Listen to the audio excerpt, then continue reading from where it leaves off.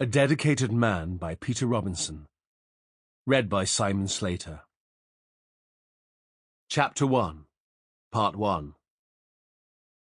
When the sun rose high enough to clear the slate roofs on the other side of the street, it crept through a chink in Sally Lumb's curtain and lit on a strand of gold blonde hair that curled over her cheek. She was dreaming. Minotaurs, bank clerks, gazelles and trolls cavorted through the barns, maisonettes and Gothic palaces of her sleep. But when she awoke a few hours later, all she was left with was the disturbing image of a cat picking its way along the high wall topped with broken glass. Dreams. Most of them she ignored. They had nothing to do with the other kind of dreams, the most important ones that she didn't have to fall asleep to find. In these dreams, she passed her exams and was accepted into the Marion Boyers Academy of Theatre Arts.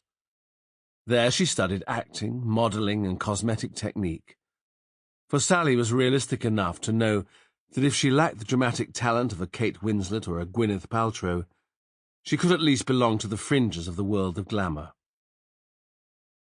When Sally finally stirred, the bar of sunlight had shifted to the floor beside her bed, striping the untidy pile of clothes she had dropped there the night before. She could hear plates and cutlery in the kitchen downstairs, and the rich smell of roast beef wafted up to her room. She got up. It was a good policy, she thought, to get downstairs as soon as possible and help with the vegetables before her mother's call, "It's on the table," came grating up to her. At least by showing a willingness to help, she could probably avoid too probing an investigation into her lateness last night. Sally stared at herself in the full-length mirror of her old oak wardrobe. Even if there was still a little puppy fat around her hips and thighs, it would soon go away. On the whole, she decided, she had a good body. Her breasts were perfect. Most people, of course, complimented her on her long, silky hair, but they hadn't seen her breasts. Kevin had. Just last night he had caressed them and told her they were perfect. Last night they had gone almost all the way, and Sally knew that the next time, soon, they would.